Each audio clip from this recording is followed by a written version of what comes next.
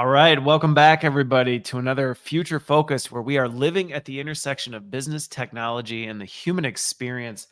Today, there is so much talk about Gen Z and the next generation and what they're like and what they need and what's happening as they enter the workforce.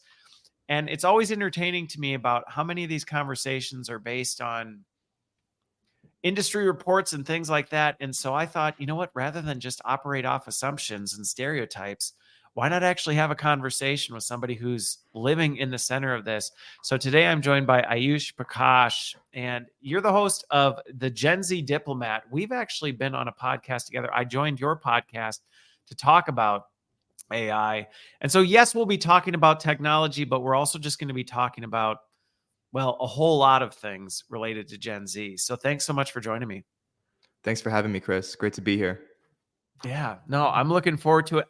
Every conversation we have is like one of my favorites because we just have these deep, thoughtful conversations on really important stuff. So, but for those who may not have had the privilege, like I have, to get to know you more outside this conversation, give folks a little bit of background into who you are and really also what you're trying to accomplish through, at least what I know through the work you're doing with the Gen Z Diplomat. Sure. So, yeah, as you said, I'm 22. I'm a Gen Z living in Montreal. I think the genesis of my career was career because I'm 22. But when I published a book about artificial intelligence for Gen Z in my third year of university, and that's not really a brag, but the reason I did it in that aggressive, no strings attached way is because I felt like, well, as I was researching artificial intelligence, not for my degree, I graduated in philosophy in Toronto, but as I was researching artificial intelligence, I realized that most of the books, most of the articles, most of the podcasts were not really communicating anything to my generation. And I'm Okay. thinking, Gen Z, the so-called digital natives, are undiscussed when thinking about how artificial intelligence is going to impact future careers and lifestyles. That's a massive gap. Yeah. And so I started writing and I started reading and consuming with a filter of this is how artificial intelligence is. How is this going to impact my generation? And that's kind of where the book, you know, sprung out of, where I Okay. was just like, okay, let me just assimilate, contextualize, and you know, uh, reformat all of this information for my generation. Because when they complain that they're not prepared, which they inevitably will do, I can say, look, I did it for you guys. I Yeah. assembled this, basket of ideas and information in a Gen Z format so you guys can all, get on that on ramp together. There's no excuse for it. You can't just blame the baby boomers or the millennials for not giving you the information or the time or the Yeah. resources. Your generation did that for you. So now there's no excuse and you have to take that, you have to go on the highway. Which I love that you did that. And I remember even when we first met, that was a shared kind of, it's how my podcast started. Was there were a lot of people in my industry who were struggling to understand all this stuff. And so I took a similar approach of going, well, I'll be that voice then that assimilates and breaks that down. I am curious though, as you look at this from your generation's perspective, because I will tell you, the number of conversations where I think, and I'm curious your perspective on how those assumptions have affected your generation. Because I will say there are so many assumptions made about Gen Z. Like you said, oh, they're digital natives. And I think the problem with that is it's left a lot of,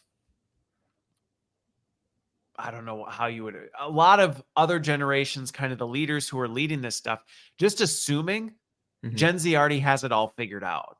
They already know all this stuff. So we don't have to tell them. We don't have to guide them.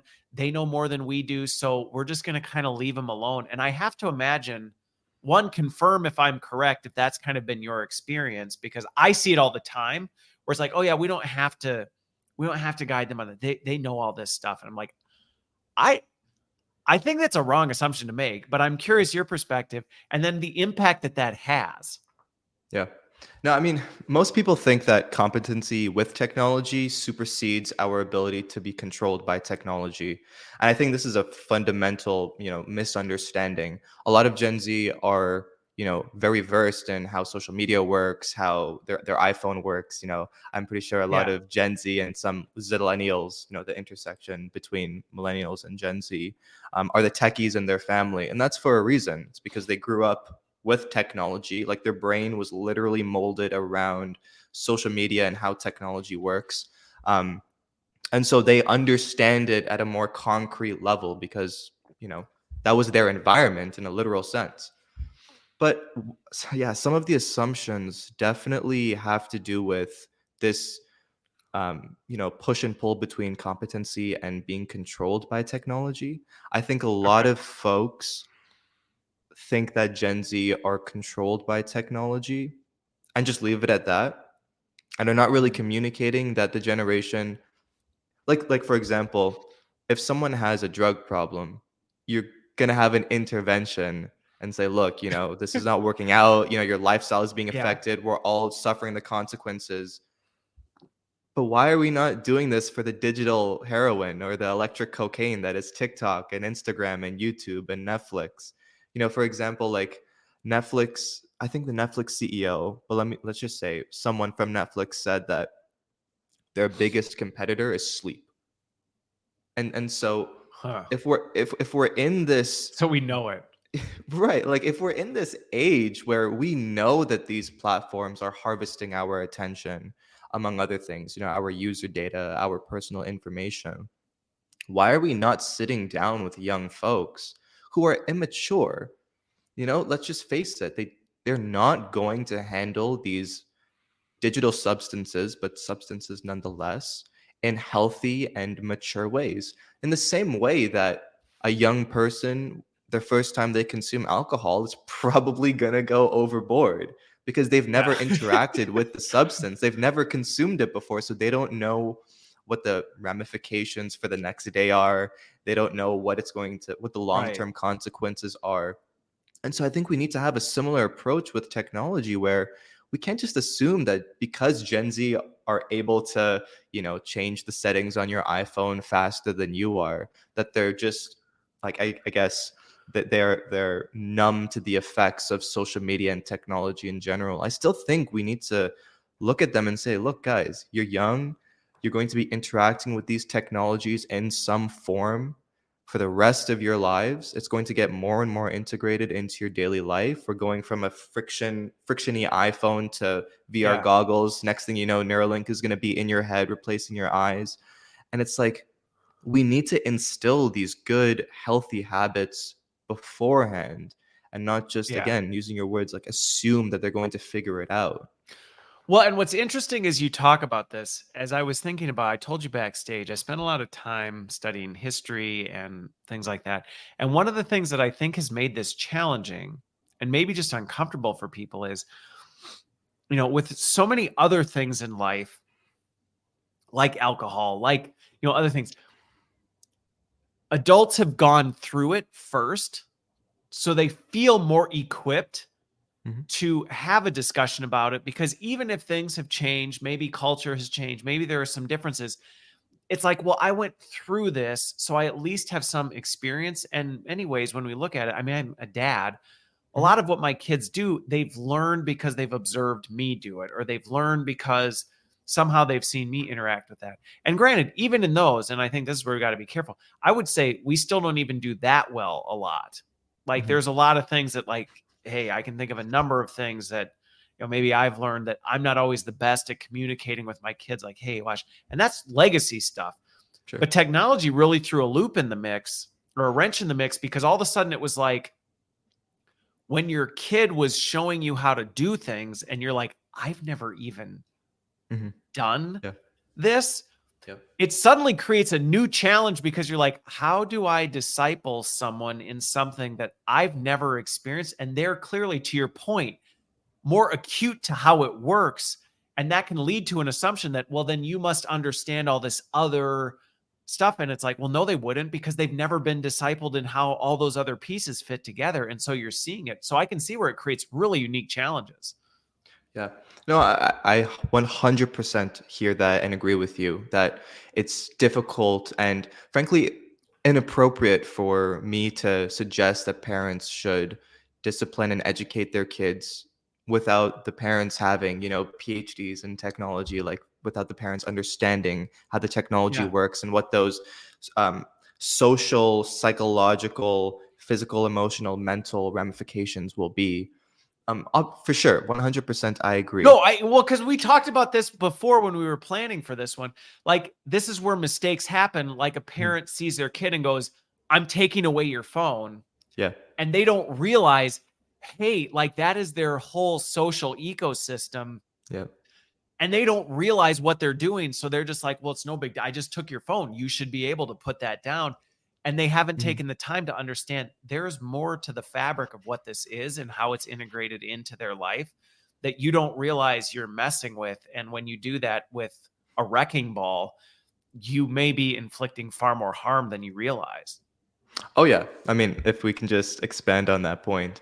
So Yeah. this phenomenon of taking the phone away is fascinating, and it's a simple solution to a very complex problem, because what most people don't realize is that, again, your digital device, your phone, your laptop, your watch, increasingly now your VR or XR headset is your portal into the social digital realm. So what I mean by that is, let's say I'm on Instagram and we have group chats on Instagram, friends send memes and photos and videos to each other. That doesn't just exist in a vacuum. And that's what a lot of folks, particularly older folks, don't realize. It's that, Yeah. though it's not just a method of communication, it's also a method of connection, albeit digital Yep. connection, but that transcends into physical reality. So the jokes and the memes and all of those, messages that are shared on social networks have an impact in the physical world. And so when Yeah. you're taking away someone's phone, you're actually giving or promoting this non-zero chance or this non-trivial possibility where a joke is shared on this group chat that your kid doesn't get because they just weren't there to consume it and to interact with it. And obviously we know the digital life of media, it's ephemeral. And so once that joke goes and your kid doesn't get it, now when they go back to class or they go back to hanging out with their friends in real life, they're not going to get the joke. And even more Right. so, what if the future jokes in that group chat are built off of that inside joke? Now they're the social outcasts. And all you did Yeah. was take away their phone for 10 minutes or an hour. But and that's the thing, is that we can't just think of technology as this binary thing of like either you have it or you don't, because it doesn't work like that anymore. No, it doesn't. And what's interesting about that in particular is I have a lot of conversations and have been in many heated conversations because I have tried to help articulate the complexity of interpersonal relationships and how digital is actually a interwoven fabric of that. Mhm, And people tend to see it very binary. And again, depending on where the generation sits, there can be relationships can't exist in a digital format, or it's completely disconnected from that. And all these things you just described, I mean, I use as an example, I use Marco Polo all the time.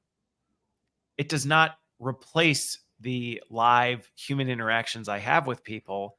However, it's very much a supplement to how I maintain relationships and keep up to date with things. If you just mhm, said, don't do that anymore, like you described, it would actually disrupt the fabric of the relationships I have with people. And there is a tendency to just say, well, because I never grew up with that or I never experienced it, it's not a real thing, or it's mhm. somehow, an artificial thing that we can just get rid of. And I'm very much in the camp of no, no, you actually can't.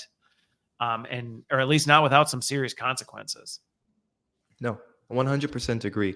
And I think one of the unfortunate themes of this conversation is that there are no easy answers. I No, think there's not. just touching back on the taking the phone away, One way to mitigate this is to take all the friends' phones away at the same time. But that requires a lot of coordination. It requires a lot of similar values in the community. And now this may be a call to reinstate, solid communities, to get closer to people. It may like this malfunction of technology in society may be a call to build our societies in different and better and more connected ways, for sure. But again, it's not like you can't solve these collective problems through just individual actions. It doesn't work like that. Yeah. So on some of these things, because going back to it, I think there is a lot of complexity behind this. Mhm. And I think a lot of damage has been done when I think about the fact that when you look at the power of technology and what it can do, and I just know how frequently this is just handed to, again, youth. Like, here's a thing. Just go do a thing with it. And I'm not really going to guide you in that at all. And that's dangerous in any realm, not just technology, but technology especially. So now we're here where we are now, where it's like, well, we can't necessarily undo it. What Mhm. are you seeing, or how are you, like, when you engage with other folks in your generation who maybe didn't get that discipleship? Which, to me, I see it's the difference between like knowledge and wisdom. You Mhm. maybe got the knowledge, you knew how to do it, you knew what to do with the tools and the tech, but you didn't really have the wisdom and discernment to know, hey, what are the implications of these decisions? How do I think about what are the long-term effects? So now we're there. How are you leaning in, or what are you seeing that's effective in helping? Because to your point, you can't just say get rid of your phone, Yeah. but to somebody who goes, I can't go 10 minutes without my phone, that's probably not a healthy life habit. What do you see works in breaking through some of that? Oh, it's a multifaceted and layered question. I think, well, one of the things we have to realize, and this goes back to who Gen Z are as a generation, Yeah. digital natives doesn't just mean that they grew up at the same time as technology was, becoming more ubiquitous in society. It means that their brains are, looking back to neuroplasticity, your brain rewires itself according to its environment. And so if you're interacting with something on a daily basis that by, technically that becomes part of your environment. And so if Yep. this thing in your environment is like a portal into another world, then we have to think that Gen Z, their brains are molded literally around how technology works, around how social media works, around the dopamine stimulating, hijacking effects of social media, of Facebook, Instagram. Their attention spans are being rewired through TikTok's 6 to 15 second lifetime, and Instagram Reels and YouTube Shorts. So we have to consider all of these things when just thinking about Gen Z. They don't have the same minds as the millennials or the baby boomers. So we have to, they're kind of, and not to be radical, but they're kind of a different species altogether because it's the first time in history where our minds are changed by technology, by the internet specifically. Just for example, in 100 years, when people do studies of how humans were, affected by the internet and technology in general, they're going to look back at Gen Z because it was the first time where kids grew up with an iPad within arm's reach, with an Amazon Yep. Alexa within, their voices reach.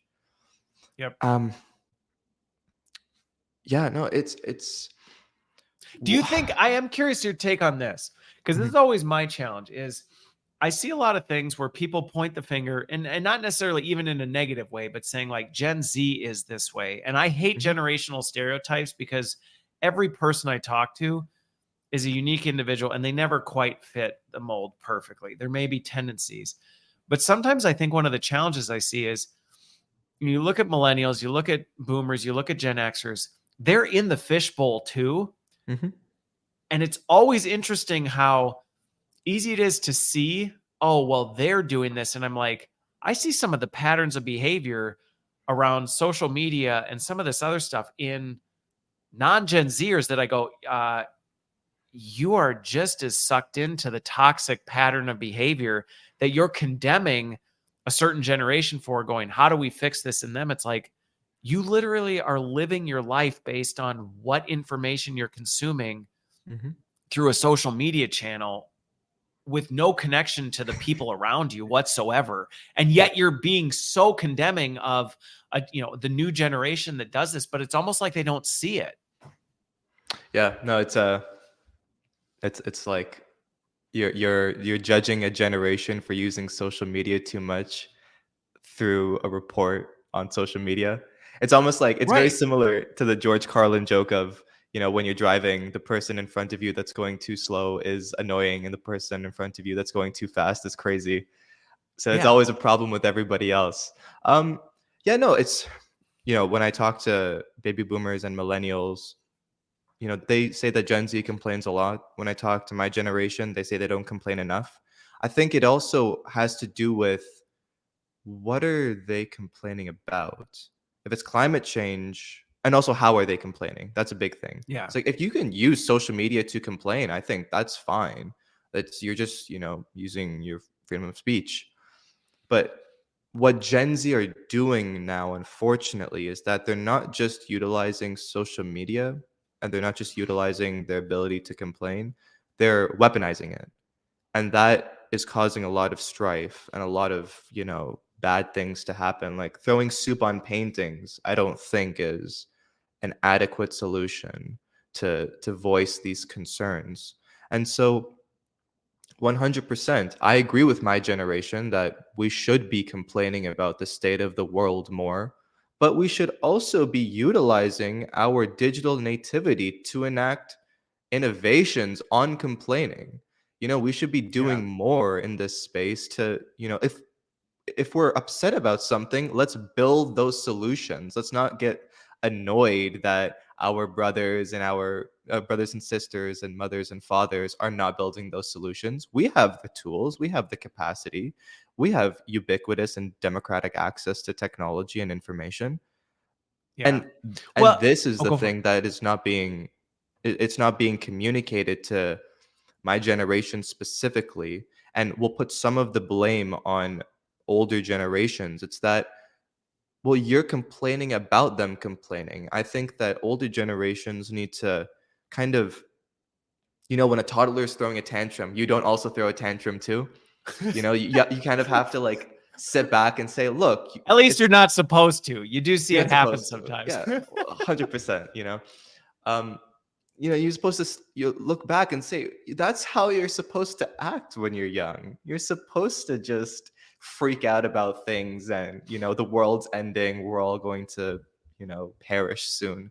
And then you're supposed to come with a calm and collective demeanor and say, look, that's not how it is. You have to look at things in a different way. You have to use your tools. You have these incredible traits, and you can build on these other traits, and you go from there.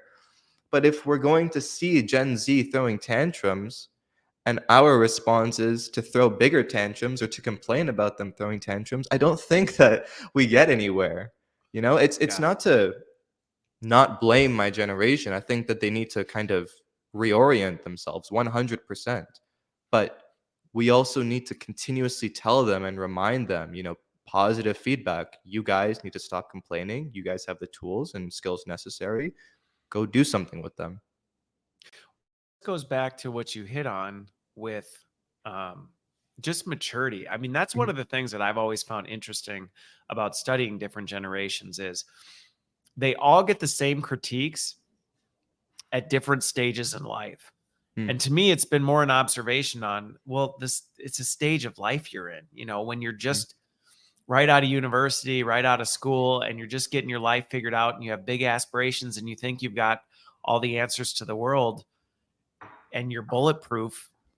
I mean, I think back to my early 20s. There's things that mhm, I look back to then that I go, man, if I knew what I knew now, I never would have done. But that was part of the maturing stage and mhm, you go through it. But going back to it, I had really good people in my life who were there alongside me, who had already walked that road that let me go out so far on a leash, but then if I went too far, they kind of pulled me back and went, hey, like, let me give you a little bit of guidance and wisdom that if you do that too much, you're going to get burned. And here's maybe a more productive way to think about it. And I'm so glad Oh, that I had that, because it yeah. helps me go, oh, okay, thanks. Like, I'm really glad. And there were times that I just said, screw that. I'm not going to Mhm. listen to it. And I mean, I got dragged out of class by federal agents because I was like, what do you know? Like, I'm Mhm. 17. I know what I'm doing here. And then it's like, Yeah. oh, I guess maybe I should have listened to that wisdom. No. Oh, okay. So let's go down this tangent because that's very interesting. So 100% agree. I think that human behavior is I think Gen Z behavior is not unique. I think that all No. generations have had this, propensity to complain about the state of the world and think that their generation is going to be the last. I think the difference with Gen Z is what we touched on. They have social media. So they can Yep. broadcast this existential angst, to billions of people, and that's all compounded, right? And then you add in the layers of likes, comments, shares, you have the feedback mechanism, the audience capture. So me being a, random Gen Z, I could, you know, post about the climate, going out in 2050. The entire world is going to be on fire in 2050. And if that gets enough likes, shares, retweets, all of that, then I've built Then an that's entire what's social discipling media you. I brand. mean, that's Right. honestly what's coaching you, is it's Right. saying, hey, you did this. Yep. Here's all the feedback mechanisms that tell you you did a good thing, Uh-huh. because see, all this stuff told you it's a good thing, Hmm. which then just forms you in a way that makes you go, oh, okay, so doing this eccentric like stuff and then just continuing to chase that is the right path to take. Hmm. And we also have to think about this fact. I forget the source. I apologize, but I'll send it to you just in case your audience is interested. The average Gen Z doesn't want to spend 15 minutes fact checking uh, what they consumed on social media, whether it's fake Yeah. or not, and that is quite concerning because if you're scrolling constantly and you're taking things in about politics, the economy, technology, the world in general, how are you not qualifying this information? And if you don't, and everything, now we're in the space of deep fakes, we're in the space of AI generated news articles with, the hallucination problem is very rampant.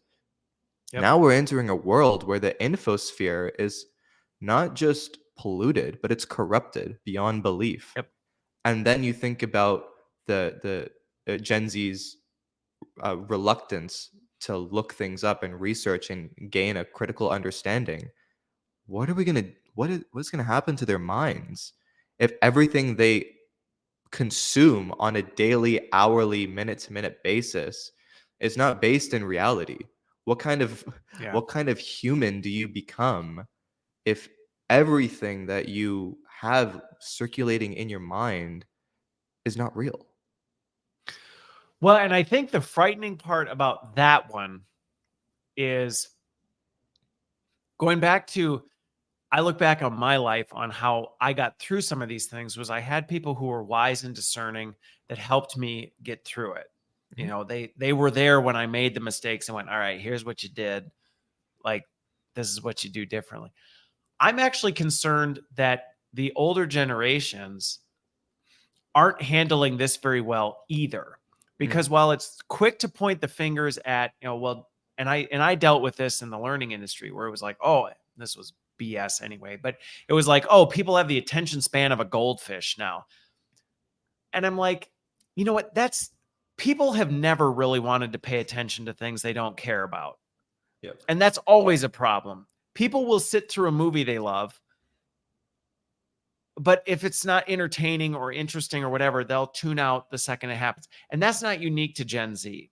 Mhm.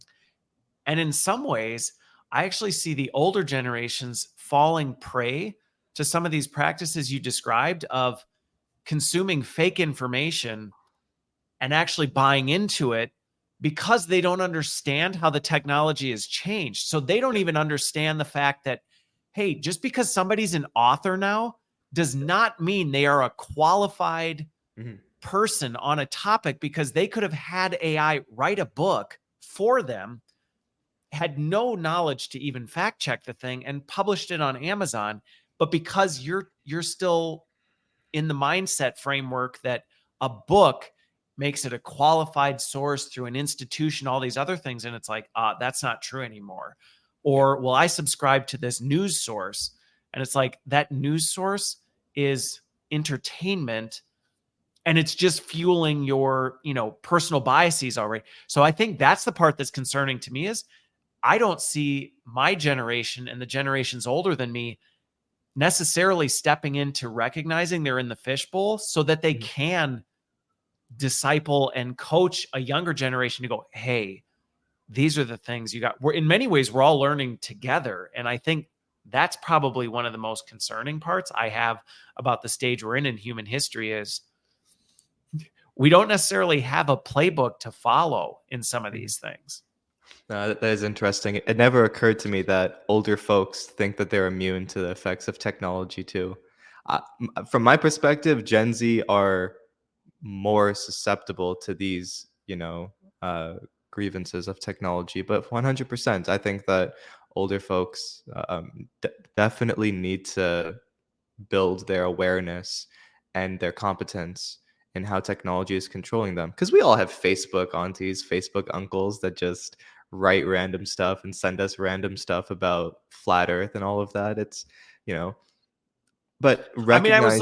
I was listening to on Diary of a CEO, Yuval Noah Harari was on there, and I Mhm, did a response to it because Stephen Bartlett asked him, do you think AI will take our free will? mhm, Which, again, kind of one of those, like, like, boom, like, let's see if we can. And I thought his response was really wise, in that he said, regardless of your views on free will, we need to be aware that believing you are not influenced by the environment around you is actually what makes you vulnerable.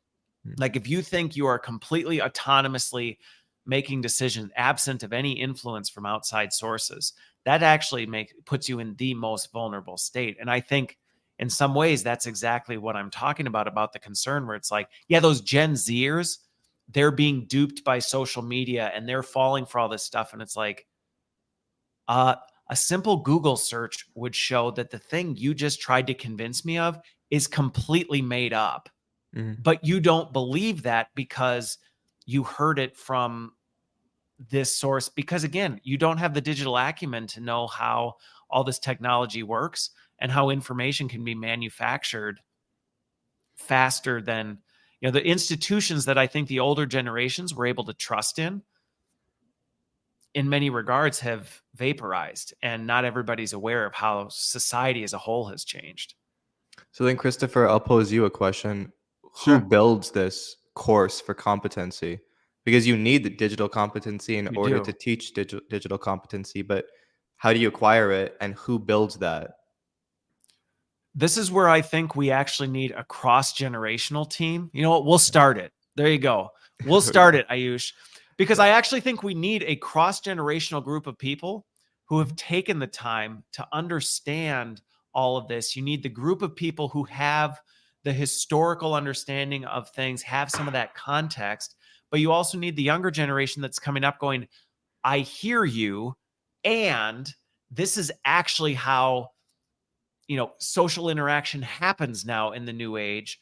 So then how do we build that mix of things? And that's where I actually think, instead of the pitting back and forth and going, boomers suck, Gen Z sucks, like, instead of all this, we actually need to come together and go, we are in a really messy state right now. And unfortunately, we all have bits of the puzzle, but none of us have the whole puzzle.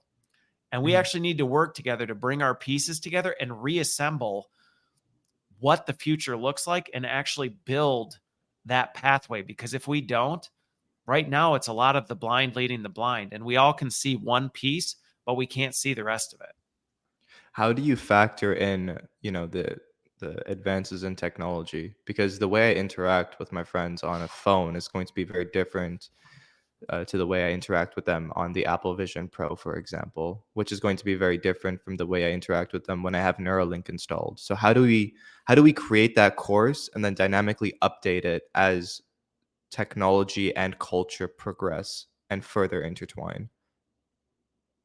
Wait, whose podcast are you on? You're asking Sorry, me sorry. It's questions? just it's fun to ask. No. So I think what's interesting in my years of studying and observing human behavior, Mhm. I think there's actually a lot more consistent than there is different. So there's differences. When I think about the differences between how we interact on a phone versus, when I go into my Quest Pro and, am messing around in the metaverse versus when I'm doing something else, there are distinct differences, absolutely. But underneath it, there are psychological and behavioral consistencies that I actually see run across all of them. And I think that's where, if we can actually deconstruct these things down to their fundamental pieces, we can help people understand what's fundamentally underneath these, so that then when we rebuild and we go, okay, something new came out.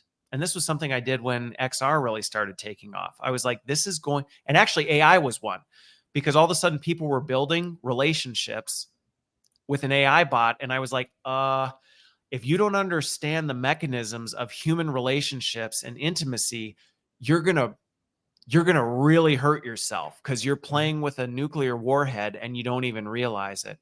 Yeah. And if we can deconstruct these things and actually go, these are the different components, I actually think that cross-functional team could then come forward and say, here are the considerations that we need to think about as we start exploring these things. And I actually think, like I said, I think there's a lot more similar than there is different.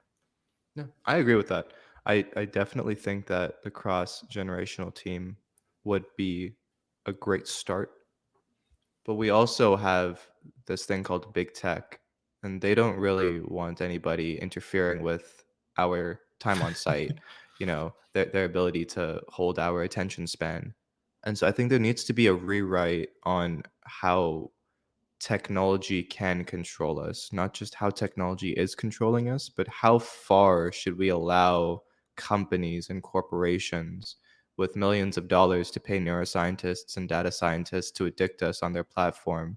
I think we need to have that conversation as well. Just like, you know, big tobacco was, you know, it- like we all knew that big tobacco was bad for us eventually, and we did Right. something The about it. Joe Camel was literally trying to get our kids to smoke for the rest of their lives.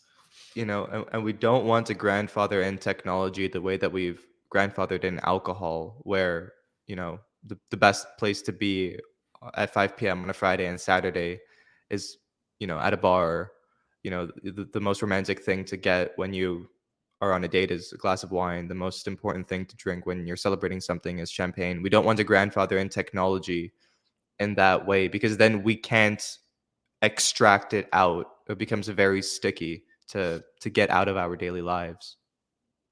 Well, and you know what's interesting? I don't know if you've been following the big tech and the government kind of head to head that's going on right now in the US.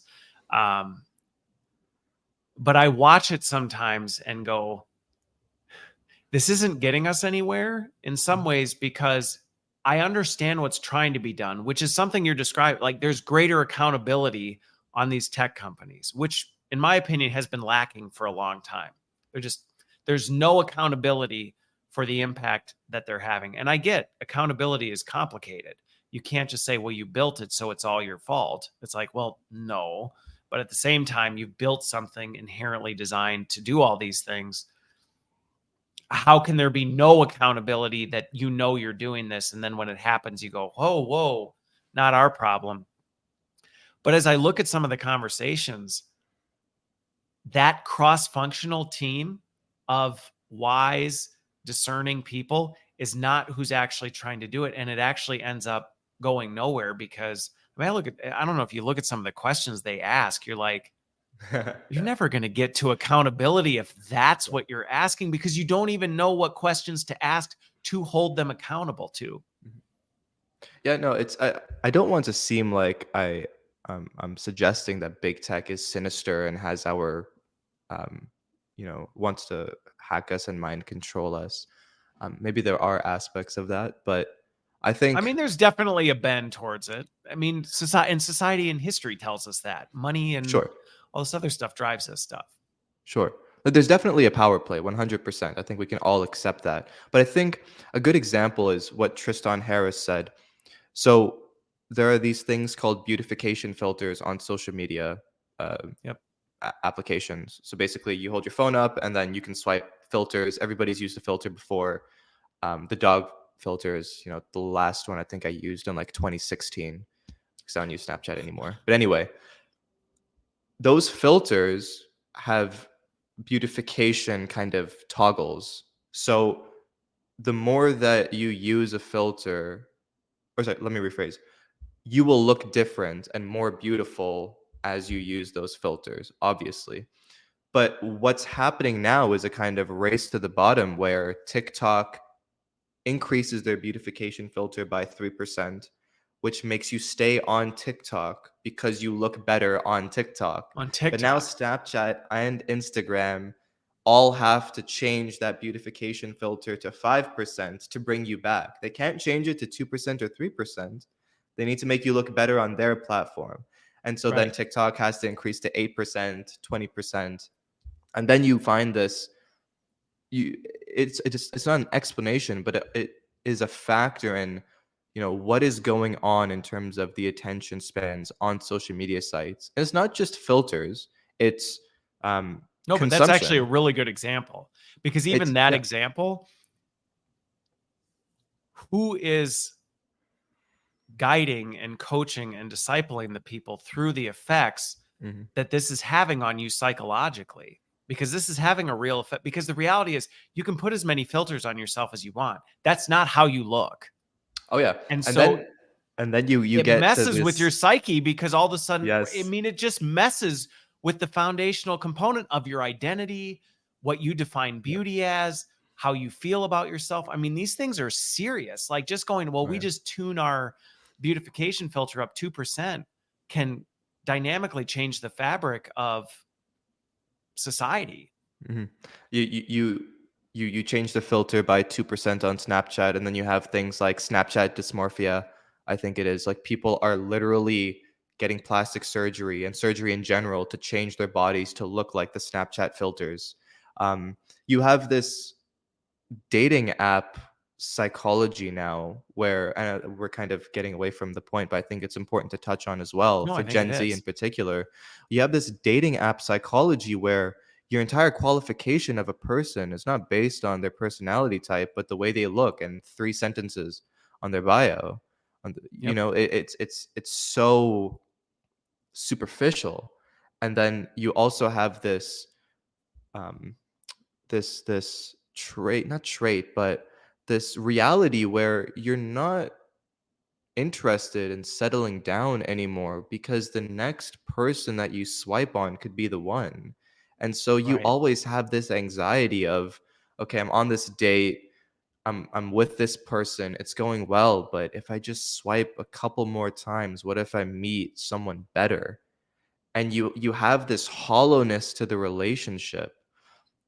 Not to mention this pseudo access to people where you think that everybody on the dating app is accessible, and so you don't want to settle down. Right. And this growing up with this as a young adult is Well, yeah, because just the that's most. the world you Oh lived my in. Because again, gosh. I'm Yeah. a crossbreed on the end of the millennial spectrum. And my wife and I met on a dating app. And I even think about how dating apps worked Hmm. when it was very different. I mean, it Yep. was 6 hours to fill out a profile. You know, it was like it was a massive on take. You were paying serious cash every month to participate. I mean, Yep. it was really a commitment, and there was some accountability that went alongside with this. And even that, I think, just started a trend. And so now thinking about the next generation, what you just described, I think there's probably a lot of people that have not put time and thought into that is the fishbowl Hmm. that your generation and the younger generations are growing up in. Hmm.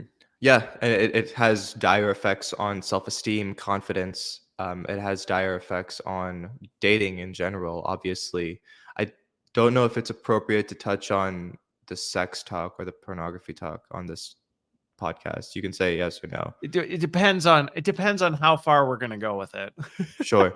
Because I do Um, think there's some real risks as we think about where artificial intelligence is going and our mhm. ability to speak into existence Right. I'm not even going there. whatever's in our head. Yeah. I'm going a couple steps Okay. back. Okay. Um, so I'll keep it as vanilla as I can during Okay. this on this topic. But most of the not safe for work content, and I believe by most I mean 88%, and I have that statistic. I was like, that's a very Yeah. specific statistic. That's coming from something.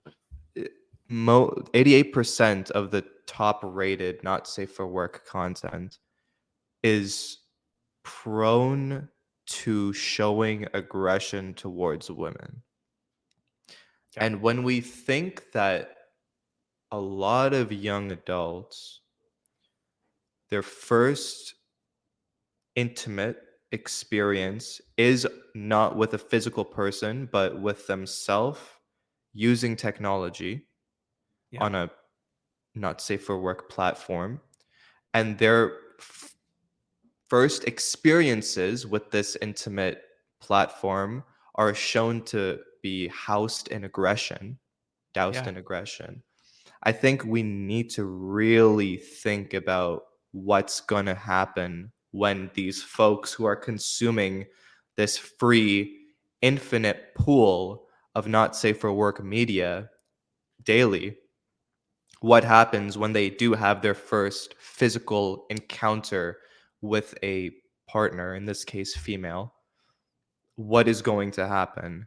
And Yeah. this is again, like we are not critically thinking about what is going No. on. And this is again, it speaks to the broader point of we need to be talking with kids and young adults about their use of technology. It cannot be free and infinite. Because if it's No. free, you're the customer, and if it's infinite, it's finite in a certain way. Yep. And again, we need to be talking to particularly men about this propensity to consume as much not safe for work media as possible Yeah. because it is going to be having dire, dire ramifications for the way that they are going to function in society. Well, and we're seeing the dire consequences of this on even generations that didn't grow up in this. Mhm. So to your point, generations that literally are bathed in this from the very Yeah. beginning, there's Yeah. no like memory of, well, it was like this and now this layered on top, which still has an effect. But if that's the only world you've existed in, and I Mhm. agree with you that to me, this is one of the things where, and everything you just talked about and everything we've talked about at this time, underneath all that, the wisdom of, hey, these are the things that you need to be mindful of. And I think that's one of the biggest concerns I have about technology. Even when I think about where Neuralink is going and AI is going, we continue to feed and breed a generation of people who anything you want is okay. And Yep. it's the goal is to get it to you as fast Yes. and furious as possible. You should never be told no. And anytime you are told no, that is something to be destroyed. Anyone or anything that's telling you no, or any boundary that you're given, should be destroyed. That propensity that technology is driving on a scale that I don't even Oh think yeah. we've begun to see the fallout and Yeah. implications of creating an environment where that's what people believe. Because the thing is, I don't know about you, but I know myself well enough to know if you gave me everything I wanted, I would become a psychopath. Oh yeah. Like if you truly just gave me whatever I wanted on demand at any point, I would become a raging psychopath. And I Mhm. like, so to think that we can do that to people and, oh, what's the harm that'll make them happy? It's not going to make them happy. Yeah, no, we have given Gen Z free access and infinite access to personalized reality. And within that, there is psychopathy for sure. There's also a lot of narcissism. And Yeah. this is shown because, the top job that Gen Z wants to go to is being an influencer. So basically, for those that don't know, or if it's just speaking from a Gen Z perspective, being an influencer is living and doing whatever you want, whenever you want, however you want, and expecting to get paid. And Yeah. frankly, there are a lot of people that are getting paid a lot of money to just simply exist. Yeah. And this is this is what Gen Z want to do. They just want to wake up and check their bank account, everything's good. They want to go Right. and film Seven figures themselves. rolling in, and all I'm doing is eating cereal and doing whatever the heck I want to do every single day. And you think about why? Like, what kind of quality of life is this? And it's exacerbated by social media because we are giving so much time, money, and attention to people like this. And we're not telling our kids, and frankly, Gen Z are not interacting amongst themselves and telling each other this as well. But we're not saying we have tools, free and infinite, to change the world, to improve the world. Let's do something with it. And Right. this is the psychology that we need to build in both generations. It needs to be, speaking to the cross generational team, this is what they need to start, you know, giving to folks. There needs to be some blueprint for a better future. And it starts, like, I guess, with the cross generational team, but it Yeah. boggles my mind to think about how many Gen Z are missing the point of life altogether. So I'm actually really curious on this for you. What is the response? Because obviously you are a Gen Z Mhm. and you're going out and having what I would consider is probably an unpopular conversation. So if a generation, their number one aspiration is, I want to just exist and get paid a whole lot of money for breathing and going through my day. Yeah. And you're coming out going, that's, I get you may think that. You actually don't want that. Like that will Yeah. be to your doom. What is the response? How do people react to that? Um, most Is it met with resistance? Is there, because that's where I look at it sometimes and go, is there hope? Like, are there enough people out there that go, I something about what you're saying is resonating and I want more of that? Or is it, you're nuts because you're in that generational gap in the life and where you make a lot of mistakes and you don't realize it until you're out of that stage. it's not met with resistance per se. It's unfortunately met with acceptance. And I'll give you an Okay. example. So I did a talk in Boston on my book back in 2022. And I asked a class of about 40 people. I asked them, how many of you think you'll be automated in your lifetime? And 60% raised their hands.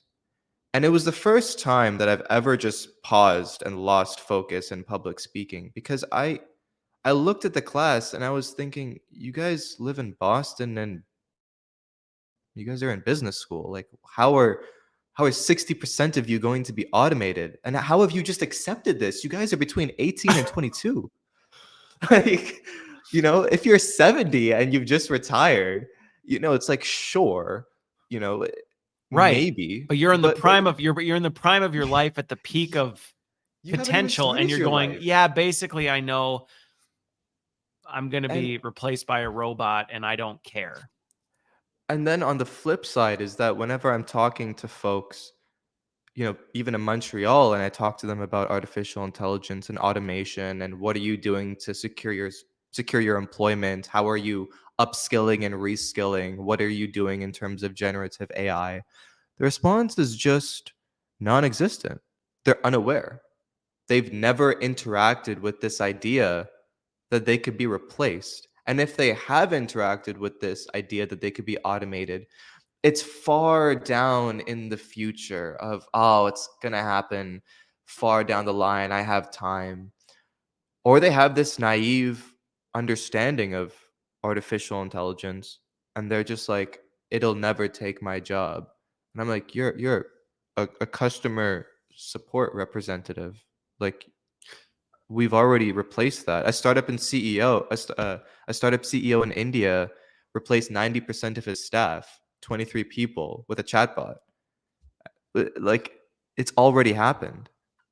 So do you think in some ways, because as I think about this part of the anybody watching and listening might be like, this got dark. But I mean, the Sorry. thing is, Sorry. no, but the thing is, this is the reality we're living in. And the thing Mhm. with it is, I actually really like having conversations like this because there's a tendency to want to deny or just avoid these kind of conversations. And actually, what we need to do more than ever right now is lean into them and go, so what can we do about it?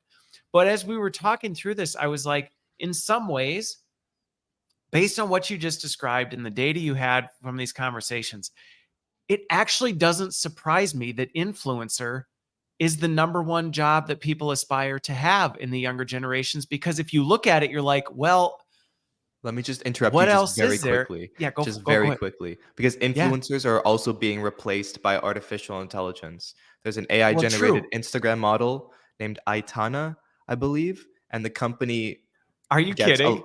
$11,000 a month from her images.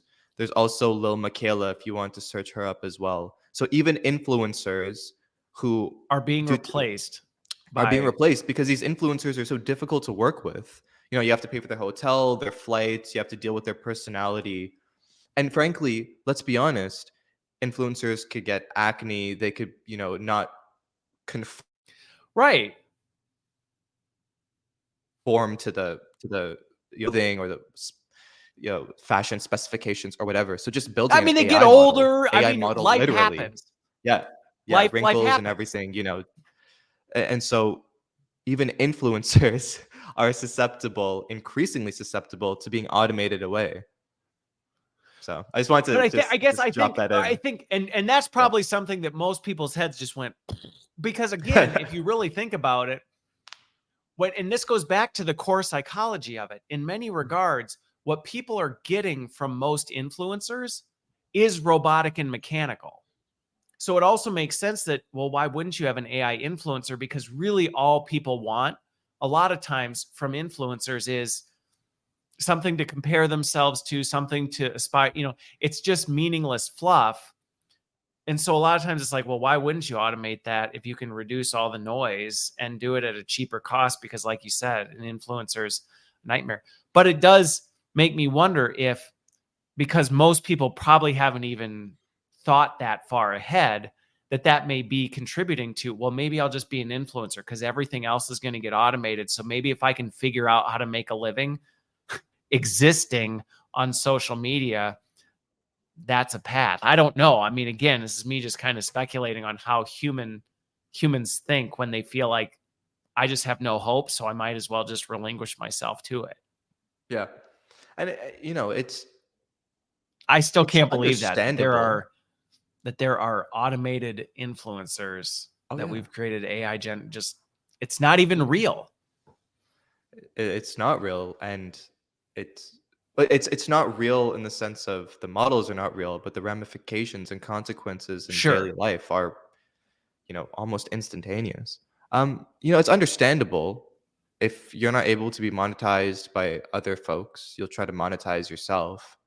But there's a lot of delusion, and again, the psychopathy and narcissism plays into this fact where you're not going to post secondary because you want to be an influencer. The average influencer is $10,000 in debt trying to emulate the lives of all of these rich folks.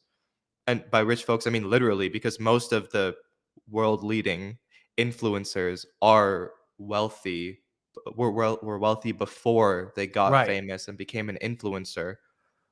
And so it's like, again, and I'll be a Gen Z complaining, but there is no simple path forward. We all have No. to innovate our future, and we all have to build these cross-generational teams to innovate that future because we need the youth and the tenacity of Gen Z and Gen Alpha.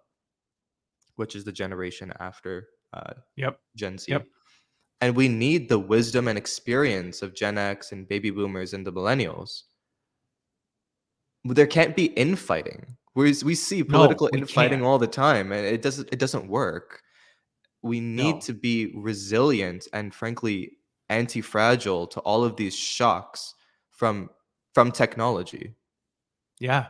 Well, and I think, not only thinking about this on a how do we mitigate some of the risks on the technology scale, but like again, before we started recording, I was talking about, just kind of the season we're in the US with politics. And I see this everywhere where the inroad fighting, the infighting, Mhm. instead of working together and going, listen, we all have a piece of the puzzle. If we could work together to reassemble a better puzzle, Mhm. we're all going to be better off than if we just take our little chunk of the puzzle and go off and try and live on an island and Yeah. isolate ourselves and surround ourselves with other people who have the same piece of the puzzle and go, we're just going to force a puzzle to work. And it's like, this is not going well. And at some point, we're going to need to accept that it's not going well and say, so what are we going to do about it? And it's going to mean working with people who look, think, and act differently than we do on common goals. Mhm. We have free and infinite access to everybody. And this is the thing is that if we go through and extract everything that we've been saying, these are all positives. We have free and Right. infinite access to everyone. We have ubiquitous and democratic access to all information and resources. We can use these things for, Right. to benefit our civilization. Like people are complaining and worried that this democratic access of artificial intelligence collapses the distance between a question and an answer. So if I want to create, some synthetic biological virus, I can curate ChatGPT or curate an LLM to answer that question. But in the same breath, and I'm being very loose in my speech No, here, but in the same breath, you can curate an answer to climate change, right? Just exactly. giving folks this, you know, mental reconfiguration of let's not think that the world is going to end. Just like No, if you go around and you think that everybody's against you, the world sucks, we're all going to die soon. You're not going to be healthy. You're you're not not going to inspired to you're not push inspired. forward. But if you No, look around the city and you think, oh, look at all these people hustling and bustling, doing their own thing, they're all happy, they're all on their own path, they're all trying to figure it out for themselves, that inspires you. That yeah, gives you something to work towards and work for. And then just yeah, abstracting that, applying it to the generation, and then giving them these first principles and this technology. We don't know what can happen because again, we've never been in this situation. We have to no, impute. It's unprecedented, and that can be a good thing. yeah. And man, I feel like we could do a Rogan-esque style 3.5 hour podcast on this topic. But I think as we wrap on this, Yep. what you just described there for me is the hope and inspiration and it sounds like you are as well, are trying to inspire in others about this moment we're in. Mhm. Because, yeah, it is very easy to navel gaze and look at everything that's wrong and want to throw your hands up in the air and just allow the environment we're in to suffocate you. But that same environment that can suffocate you can also be the rocket fuel that propels you to, like you said, yeah, sure, could you make a biological weapon? Well, you could, or you could also choose to solve world hunger or Mhm. provide, like you could use this in ways to clean like whatever it is, you could use it for whatever it is that you want to do. And I think that's where working together towards these better goals instead of just ruminating on how awful it could be or allowing or just idly sitting by. Again, I think if the 60% of people are like, well, I'm going to be automated anyway. To me, that's just disappointing. And I think we have a lot of work to do to inspire people to move forward. Yeah. No, we have to put the responsibility on all generations. I think that Yeah. parents and older siblings need to start looking at youth and giving them, difficult but necessary talks. And I think that youth needs to take responsibility and say, look, apart from wisdom and experience, I have access to whatever I want. And so let me do something with that. There is no excuse anymore. And Right. I don't say that in like a cynical way. I say that in, an empowering way. It's like you can Yeah. be successful. You can Yeah. make your mark on history. You just have to believe you can do that. And then you have to have the determination and motivation to do that.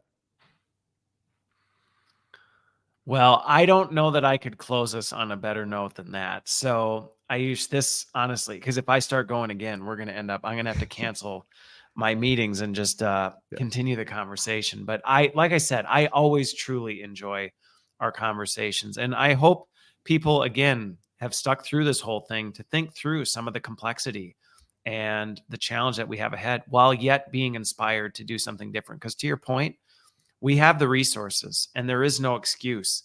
You can complain about things or you can actually get out and do something, but it's not about getting out and doing it on your own. It's about actually teaming up with others to do it. So maybe we'll figure out how to do that in one way and then inspire others to do the same. So thanks so much for making the time, man. Thank you for having me, Chris. And thank you for being someone that can wrestle and struggle with ideas with me and who's open to interacting with difficult but necessary ideas and understandings for the benefit of everybody else. Yeah, absolutely. Absolutely. Well, thank you, everybody who watched or listened. Again, I hope this challenged and inspired you to make for a better future. So, with that, we will be back next week. I hope you have a wonderful rest of the week, and we will see you on the other side.